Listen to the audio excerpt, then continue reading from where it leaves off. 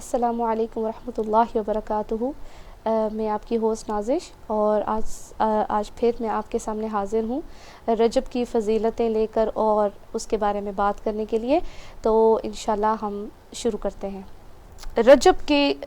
جو بارے میں جو میرے آقا حضرت محمد مصطفیٰ صلی اللہ علیہ وآلہ وسلم نے فرمایا کہ چند راتیں ایسی ہیں کہ جن میں اللہ تعالیٰ جو ہے آپ کی دعا فوری قبول کر لیتا ہے۔ اس میں سے پہلی جو رات ہے وہ رجب کی پہلی شب ہے، جس میں اللہ پاک جو ہے وہ آپ کی کوئی بھی دعا وہ رد نہیں کرتا۔ اس کے علاوہ رجب کی جو اندر خصوصیت اور خاص بات ہے وہ شب معراج ہے۔ شب معراج کیا ہے کہ جب میرے آقا حضرت محمد مصطفیٰ صلی اللہ علیہ وآلہ وسلم کو اللہ پاک نے عرش پہ بلایا اور اللہ تعالیٰ نے نبی پاک مصطفیٰ صلی اللہ علیہ وآلہ وسلم سے ملاقات کی،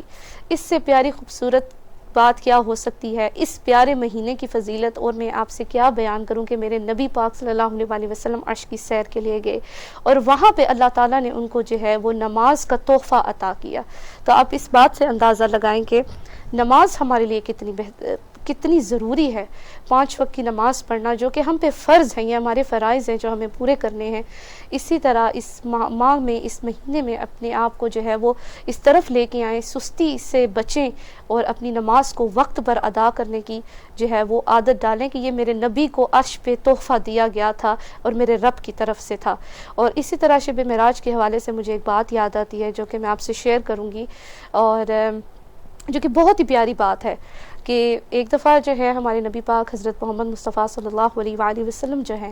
وہ بہت زیادہ خوش تھے۔ تو انہوں نے حضرت عائشہ رضی اللہ تعالیٰ عنہ کو بلایا اور ان کو کہا کہ عائشہ آج آپ مجھ سے جو مانگتی ہیں آپ مانگے مجھ سے، تو میں وہ آپ کو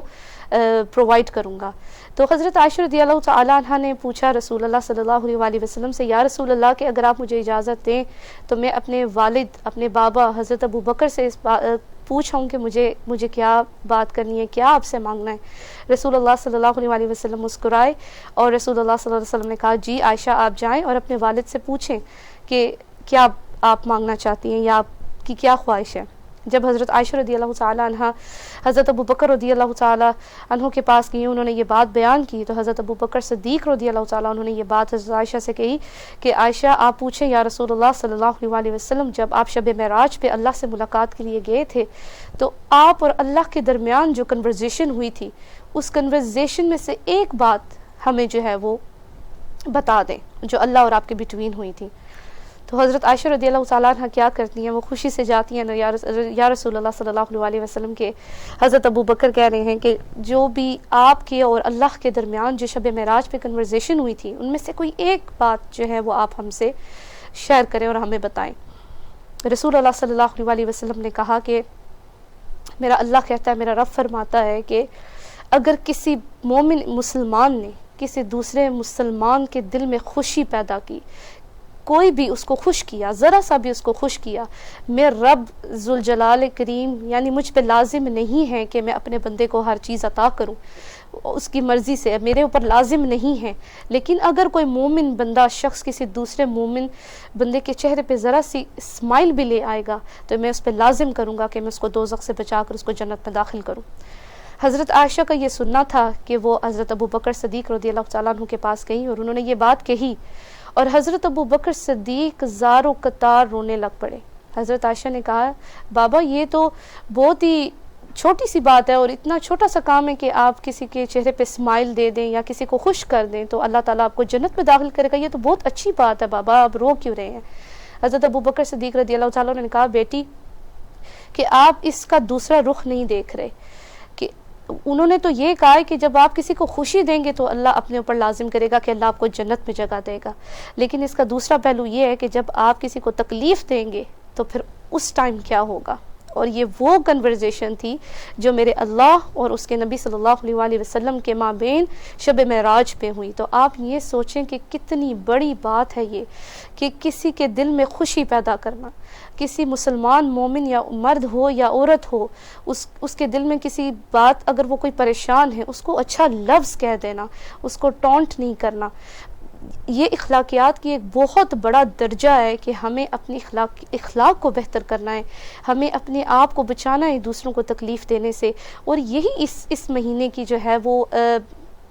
فضیلت ہے، اس مہینے کی یہی فضیلت ہے کہ ہم اپنے آپ کو بہتر بنا کر اپنے آپ کو بہتر مسلمان بنائیں، تاکہ ہم اللہ اور نبی صلی اللہ علیہ وآلہ وسلم کے جب سامنا ہو ہمارا ان کے ساتھ، ہم ان کے سامنے جا سکیں کہ یا رسول اللہ ایٹ لیسٹ ہم نے آپ کی سنت پر چلنے کی کوشش کی تھی، یا رسول اللہ جو آپ نے ہمیں چیزیں بتائیں تھیں یا سمجھائیں تھیں ایٹ لیسٹ ہم نے ان کو فالو کرنے کی کوشش کی تھی۔ تو بردرز اینڈ سسٹرز، میری یہی ایک انٹینشن تھی، اور سب سے بڑی بات کہ آپ کی نیت کیا ہونی چاہیے۔ جیسا کہ آج اگر میں یہاں بیٹھ کے آپ سے اللہ اور اس کے نبی کا ذکر کر رہی ہوں اور اس کے پاک مہینے کی فضیلتیں آپ کو بتا رہی ہوں، اس میں میرا کوئی کمال نہیں ہے، اللہ تعالیٰ نے مجھے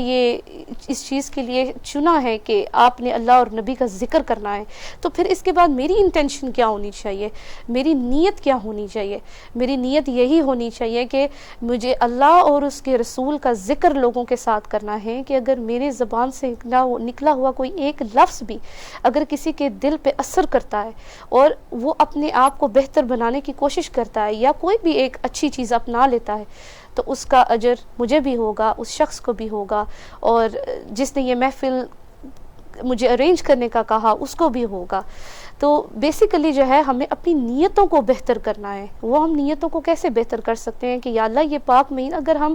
اپنے پیارے بہن بھائیوں سے بھی محبت کرتے ہیں، وہ اللہ کی رضا کے لیے کی جائے، تو ان رشتوں میں بھی محبت پیدا ہو جاتی ہے۔ اگر آپ اپنے ازواج سے بھی محبت کرتے ہیں تو وہ آپ اللہ کی رضا کے لیے کریں کہ یا اللہ میں تیری رضا کے لیے کہ تو نے مجھے یہ رشتے دیے ہیں، تو میں اس لیے تیری رضا کے لیے ان سے محبت رکھتی ہوں یا رکھتا ہوں۔